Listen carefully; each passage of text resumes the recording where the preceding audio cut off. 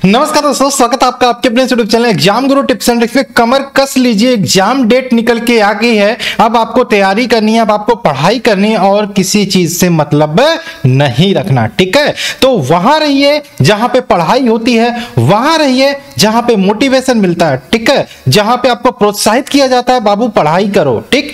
तो लगातार 45 दिनों तक ये सीरीज चलने वाली है। आज क्लास नंबर 19 है।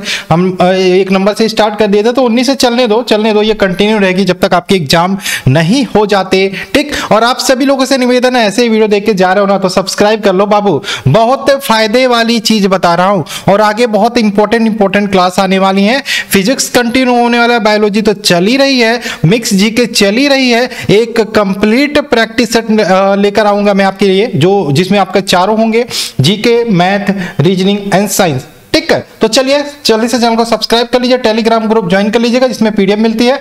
और 15 दिसंबर से कुछ नए बैचेस स्टार्ट हुए अनअकैडमी पे, जिनको आप ज्वाइन कर सकते हो, जिसमें टीम फोनिक्स बैच है, इसके अलावा फाउंडेशन बैच है, इसके अलावा अगर जो बात करें सीटी एग्जाम के लिए ब्रह्मास्त्र बैच है, कंप्लीट बैच है जीएस के लिए, ये बेहतरीन बैच है, इसको एनरोल कर सकते हो। इसके अलावा लक्ष्य बैच है सीजीएल एग्जाम के लिए, ठीक। आइकॉनिक बैच भी अवेलेबल है एसएससी एग्जाम्स के लिए भी, ठीक है, जहां पे आपको एक अलग से एडुकेटर आपको प्रोवाइड किया जाएगा जो आपके हर एक डाउट को क्लियर करेगा, ठीक है। तो अनअकैडमी पे अगर जो आप आइकॉनिक सब्सक्रिप्शन लेते हो तो आपके लिए यहाँ पे ये फीचर इनेबल रहेगा, ठीक है। इसके अलावा बात करें, आज के डाउट का सेक्शन भी ऐप पे मिल जाता है, जहाँ पे आप कोई भी डाउट क्लियर कर सकते हो, रीजनिंग, मैथ के, जीके के। आपको आपके लिए तुरंत एडुकेटर बैठे रहते हैं, जैसे आप डाउट को सबमिट करते हो तुरंत वो सॉल्व करते हैं। इसके अलावा फ्री में बहुत सारे टेस्ट सीरीज भी आपको देखने को मिल जाते हैं, इसको भी दे सकते हो। इसके अलावा लाइव क्लास के दौरान रेज हैंड का फीचर मिल जाता है, जहाँ पे लाइव क्लास के दौरान टीचर से कुछ भी जो डाउट हो वो क्लियर कर सकते हो। इसके अलावा गुरु टिप्स कोड याद रखिएगा, 10% का डिस्काउंट मिल जाएगा, ठीक। और एसएससी कॉम्बैक्ट एवरी संडे होता है, इस संडे भी होगा। इस संडे आपका जीएस का टेस्ट है। सभी लोगों से मैं चाहूंगा आप सभी लोग, चाहे रेलवे एग्जाम की तैयारी करो, चाहे एसएससी एग्जाम, पार्टिसिपेट जरूर करो। इसका लिंक मैं दे दूंगा डिस्क्रिप्शन में। आपको क्या करना है, इस लिंक को ओपन करना है, गुरु टिप्स कोड डालना है, एनरोल कर लेना, ठीक। और संडे को टेस्ट होगा, दीजिए। उसमें अगर जो अच्छा पार्टिसिपेट करते हो तो आपको प्राइज जीतने का भी मौका मिलेगा, ठीक। चलिए शुरू करें। पहला क्वेश्चन आपके सामने स्क्रीन पर, निम्नलिखित में से कौन सी नदी अमरकंटक के पठार से निकलती है? निम्नलिखित में से कौन सी नदी अमरकंटक के पठार से निकलती है? Which of the following rivers क्या originates from the Amarkantak plateau, ठीक है। तो इसका देखिए, अमरकंटक की बात करें, मैकाल पहाड़ी की सबसे ऊंची चोटी है। ये आपको मध्य प्रदेश के, अमरकंटक की बात करें, ये आपको मध्य प्रदेश के अनूपपुर नामक एक नगर है, अनूपपुर, वहां पर देखने को मिल जाएगा, ठीक, वहां पर देखने को मिल जाएगा। अमरकंटक से पठार से देखो नर्मदा नदी भी निकलती है, सोन नदी भी निकलती है, जोहिली नदी एक है वो भी निकलती है। तो यहां पे याद रखना नर्मदा, ऑप्शन नंबर सी है। कहोगे सर जी ऑप्शन में सोन भी दिया है, लेकिन मेन नर्मदा लगाओगे, option number C right answer होगा, ठीक। चलिए क्वेश्चन नंबर 2 की बात करें, थॉमस कप का संबंध किस खेल से है? थॉमस कप का संबंध किस खेल से है? देखो, थॉमस कप या फिर आपका ऊबर कप हो, इन दोनों का संबंध आपका बैडमिंटन से है, ठीक। थॉमस कप की स्टार्ट कब हुई थी, शुरू कब हुई थी? 1949 से शुरू किया था थॉमस कप, ऊबर कप, दोनों किससे रिलेटेड है? बैडमिंटन से। क्वेश्चन नंबर 3 की बात करें, मस्तिष्क ज्वर नामक रोग किसके कारण उत्पन्न होता है? मेनिंजाइटिस। इसको अगर जो हम बात करें, हमारे पूर्वोत्तर साइड में, यूपी से हूं मैं, तो यहाँ पे गोरखपुर का जो एरिया है, गोरखपुर, बिहार का जो एरिया है, देवरिया का जो एरिया है, ये अक्सर प्रभावित होता है। आप देखते हो दिमागी बुखार बोलते हैं, बीआरडी मेडिकल कॉलेज हमारे गोरखपुर में पड़ता है, उसमें बहुत सारे, आज से अगर जो हम बात करें, आज से अगर जो बात करें 4-5 साल पहले, इतनी खराब स्थिति थी इसकी, इतनी खराब, एक सीजन चलता था, बहुत बच्चे बीमार होते थे और बहुत बच्चे मरते थे। लेकिन अभी सरकार जब से बदली है तो बहुत कुछ इसके लिए चेंज हो चुका है। अब इसको देखने को नहीं मिलता, गंदगी से होता है, विशेषकर साफ सफाई नहीं होती तो मच्छर पैदा होते हैं, तो मच्छरों से होता है जापानी बुखार, या इंसेफेलाइटिस भी बोलते हैं, या मेनिंजाइटिस है, मस्तिष्क ज्वर भी बोलते हैं, ठीक। अभी देखो योगी जी क्या बोलते हैं, मोदी जी आए थे गोरखपुर में, तो इन्होंने एम्स का उद्घाटन किया, इसके अलावा फर्टिलाइजर का उद्घाटन किया, इसके अलावा यहाँ पे गोरखपुर में एक बनाया जा रहा है रीजनल वायरस रिसर्च सेंटर, ये इसी मेनिंजाइटिस यानी कि मस्तिष्क ज्वर को ध्यान में रख के regional virus research centre Gorakhpur में बनाया जा रहा है। Option number B right answer होगा। ठीक है, क्वेश्चन नंबर 4 की बात करें, विश्व मानवतावादी दिवस हाल ही में किस तिथि को मनाया जाता है? विश्व मानवतावादी दिवस की बात करें, यह मनाया जाता है 19 अगस्त को। Option number C right answer होगा। क्वेश्चन नंबर 5 की बात करें, हैकेंडे हिचिलेमा किस देश के राष्ट्रपति बने हैं? हैकेंडे हिचिलिमा किस देश के राष्ट्रपति बने हैं? तो याद रखिएगा ये बने हैं जाम्बिया के राष्ट्रपति। Option number D Zambia. Question number 6 की बात करें, नेशनल बैंक का खिताब हाल ही में किसने जीता? नेशनल बैंक का खिताब हाल ही में किसने जीता? याद रखना बाबू, नेशनल बैंक का खिताब ये जीता है, किसने जीता? Daniil Medvedev. दानिल मेदवेदेव ने नेशनल बैंक का खिताब हाल ही में जीता। देखो करंट अफेयर्स भी इसमें मैंने डाल दिया है। ठीक, क्वेश्चन नंबर 7 की बात करें, प्रथम पंचवर्षीय योजना किस मॉडल पर आधारित थी? पंडित जवाहरलाल नेहरू के कार्यकाल में 1951 में प्रथम पंचवर्षीय योजना लागू कर दी गई थी। ये जो मॉडल था हेरोल्ड डॉमर मॉडल था। ठीक, हेरोल्ड डॉमर मॉडल था। ऑप्शन नंबर ए, हेरोल्ड डॉमर मॉडल पर आधारित था। ऑप्शन नंबर ए राइट आंसर होगा। क्वेश्चन नंबर 8 की बात करें, कौन सा राज्य हाल ही में 100% वयस्क आबादी का टीकाकरण करने वाला देश का पहला राज्य बन गया? कौन सा राज्य हाल ही में 100% वयस्क आबादी का टीकाकरण करने वाला देश का पहला राज्य बन गया? इसका आंसर क्या होगा बाबू, बताइए कौन सा राज्य बन गया? ये बन गया हिमाचल प्रदेश। हिमाचल प्रदेश 100% टीकाकरण करने वाला पहला राज्य बन गया। ठीक है, हिमाचल प्रदेश में एक धर्मशाला है, वहां पर भी एक क्रिकेट स्टेडियम देखने को मिलेगा, बहुत ही खूबसूरत, बहुत ही प्यारा स्टेडियम देखने को मिलेगा। इसके अलावा हिमाचल प्रदेश की अगर जो हम बात करें तो कैपिटल इसकी शिमला है, कैपिटल शिमला है। सीएम की बात करें, कौन है मुख्यमंत्री? जयराम ठाकुर। हिमाचल प्रदेश के मुख्यमंत्री है जयराम ठाकुर। और अगर जो गवर्नर की बात करें, भाई हम ग्रुप डी को टारगेट करके कर रहे हैं ना, तो सीएम, ये तो एक क्वेश्चन पक्का है आपका आना है, तो क्यों ना हम इसमें रिवीजन करते चलें। हर क्लास में बार बार आपके दिमाग में ठक ठक मैं मारूंगा कि ये रहे मुख्यमंत्री, ये रहे राज्यपाल, तो याद तो हो ही जाएगा, अलग से याद करने की जरूरत नहीं पड़ेगी। ठीक है, तो इसीलिए आपके लिए इंपॉर्टेंट है राजेंद्र विश्वनाथ। राजेंद्र विश्वनाथ यहाँ के गवर्नर हैं, राज्यपाल हैं। ठीक, अगर जो पूछ रहे हिमाचल प्रदेश का गठन कब हुआ था, तो 25 जनवरी 1971 को हिमाचल प्रदेश का गठन हुआ था। ठीक, 25 जनवरी 1971 को। यहाँ पर राज्यसभा की कितनी सीटें आती हैं? 3 सीटें आती हैं। ठीक, चलिए क्वेश्चन नंबर बात करें 9, किस राज्य सरकार द्वारा हाल ही में चिकमंगलुरु में मसाला पार्क स्थापित किए जाने की घोषणा की गई है? चिकमंगलुरु में मसाला पार्क स्थापित किए जाने की घोषणा किस राज्य सरकार द्वारा की गई है? तो याद रखना बाबू, कर्नाटका। अब देखो कर्नाटका आ गया, तो कर्नाटका के बारे में बात करते हैं। बेंगलुरु कैपिटल है, बेंगलुरु कैपिटल है। इसके एयरपोर्ट का नाम पूछा जाता है आपसे, बेंगलुरु के एयरपोर्ट का नाम क्या है? तो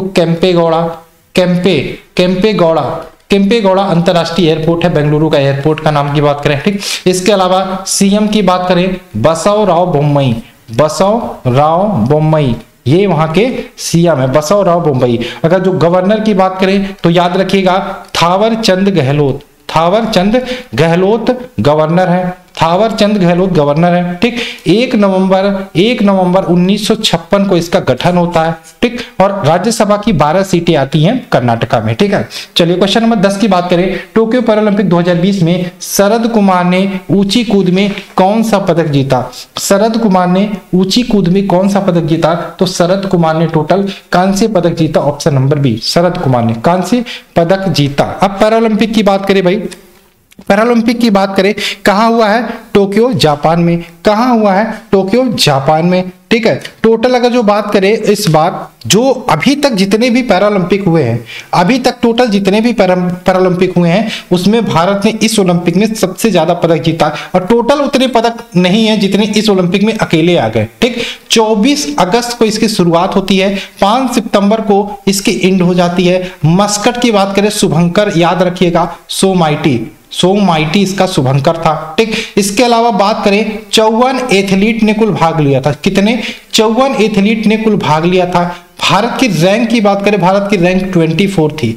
24 की बात करें, इसमें कुल 19 मेडल आए थे, 19 मेडल आए थे, रैंक 24। 19 की अगर जो मैं बात करूं, इसमें 5 गोल्ड मेडल थे और 8 सिल्वर मेडल थे, और अगर जो बात करें 6 ब्रॉन्ज मेडल थे। टोटल 19 मेडल आए थे। ठीक है, तो याद रखिएगा। तो यहाँ पे कांस्य पदक जीता किसने? शरद कुमार ने, शरद कुमार ने। और याद रखिएगा अवनी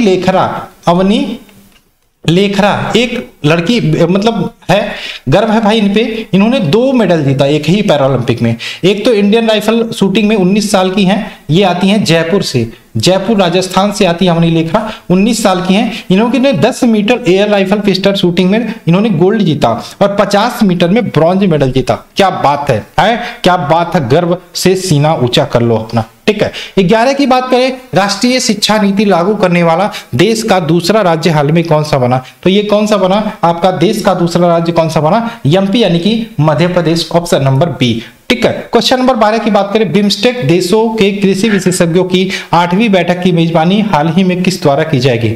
बिम्स्टेक, तो ये किसके द्वारा की जाएगी? ये भारत के द्वारा की जाएगी, option number A. Question number 13 की बात करें, Banaras of gods humans and stories, Banaras of gods humans and stories नामक पुस्तक किसके द्वारा लिखी गई है? बताइए किसके द्वारा लिखी गई? देखो ये लिखी है आपके नीलोश्री विश्वास और इरफान नबी, दोनों ने मिलकर लिखी, यानी कि ऑप्शन बी और C, option number D right answer होगा, ठीक। क्वेश्चन नंबर बात करें, टोक्यो पैरालंपिक 2020 में मरियप्पन थंगुवेलु ने ऊंची कूद में कौन सा पदक जीता? मरियप्पन थंगुवेलु ने ऊंची कूद में कौन सा पदक जीता? बताइए ऊंची कूद में कौन सा पदक जीता मरियप्पन थंगुवेलु ने?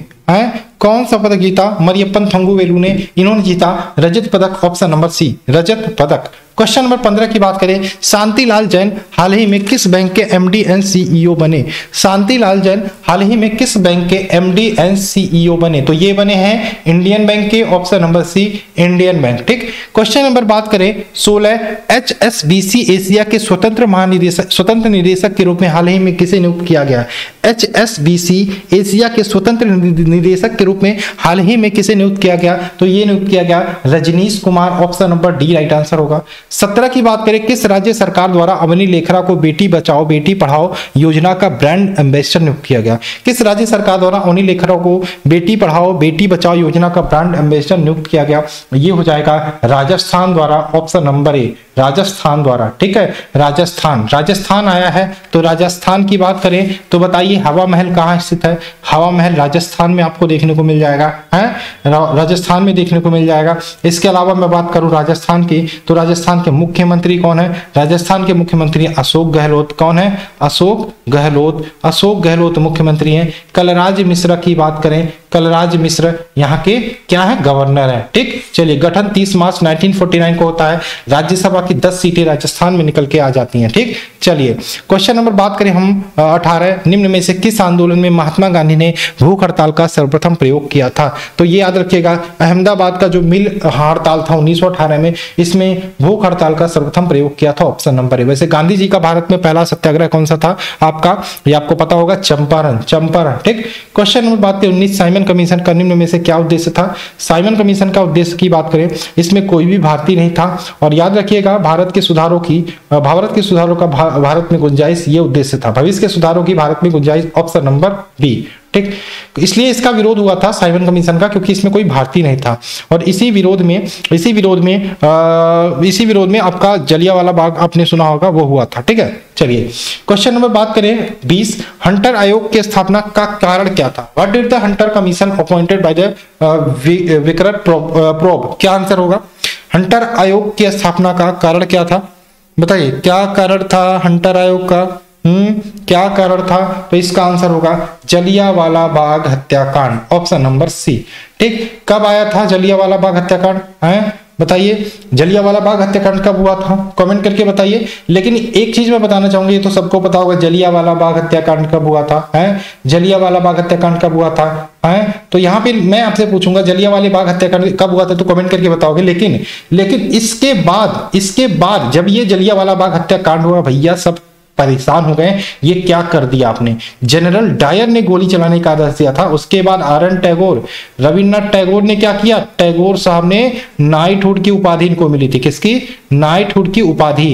इन्होंने कहा भैया आप मुझे नाइटहुड की उपाधि देते हो और पीछे जलियांवाला बाग हत्याकांड करते हो, इतने लोगों को मारते हो जो मासूम है। नाइटहुड की उपाधि वापस कर दी, लो भाई मुझे नहीं चाहिए। इसके बाद एमजी गांधी, महात्मा गांधी ने कैसर ए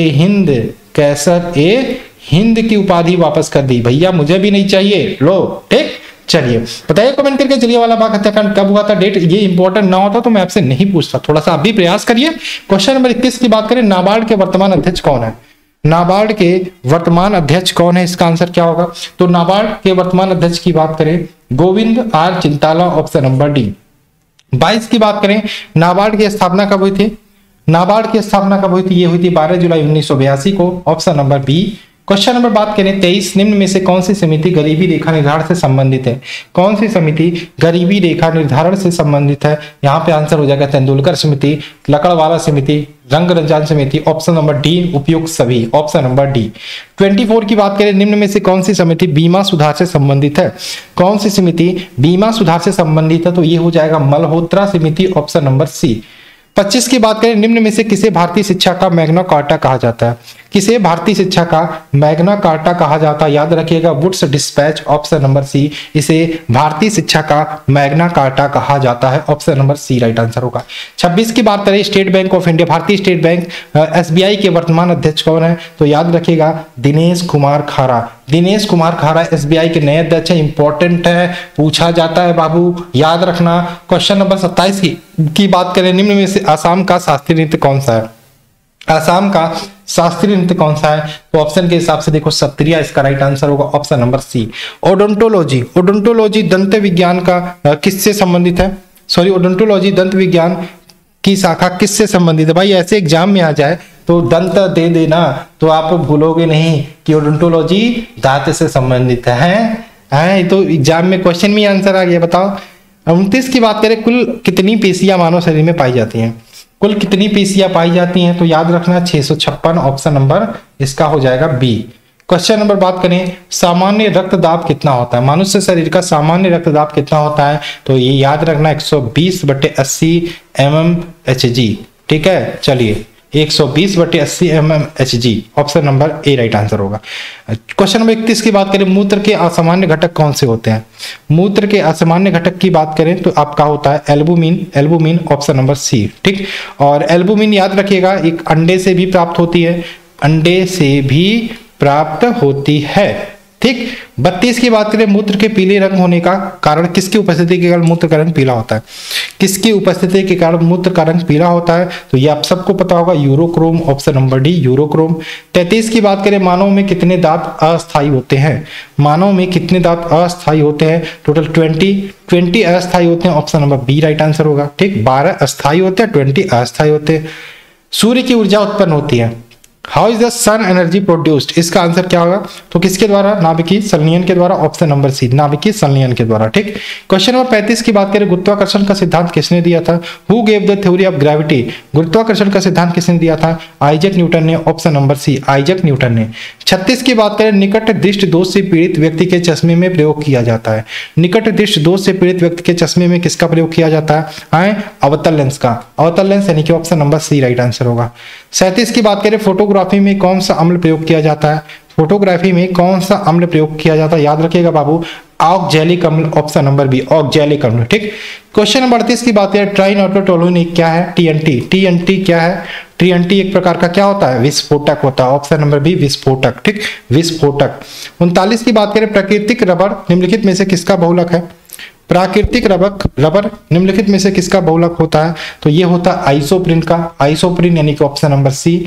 और 40 की बात करें, हाइड्रोजन को जलाने पर क्या बनेगा? हाइड्रोजन को जलाने पे याद रखिएगा पानी बनेगा, ऑप्शन नंबर डी। और इसमें और याद रखिएगा, ट्राइनाइट्रोटोलुइन टीएनटी एक प्रकार का विस्फोटक होता है, इसके अलावा आरडीएक्स भी विस्फोटक होता है, इसके अलावा टीएनपी भी विस्फोटक होता है। ठीक, टीएनटी तो हो ही गया, टीएनजी ये भी एक प्रकार का विस्फोटक होता है। ठीक, तो ये थी आज की क्लास के 40 क्वेश्चन, आई होप अच्छे लगे होंगे। अब तो एग्जाम डेट आ गया ना बाबू, आप कम से कम अब तो शेयर कर सकते हो ना, अब शेयर कर सकते हो ना, डेली क्लास चाहिए तो शेयर करो। ठीक, बस चैनल को सब्सक्राइब करो और जो क्वेश्चन मैं पूछूं उसको भी बताओ कमेंट करके। चलिए मिलते हैं क्लास में, बाय, जय हिंद, जय भारत।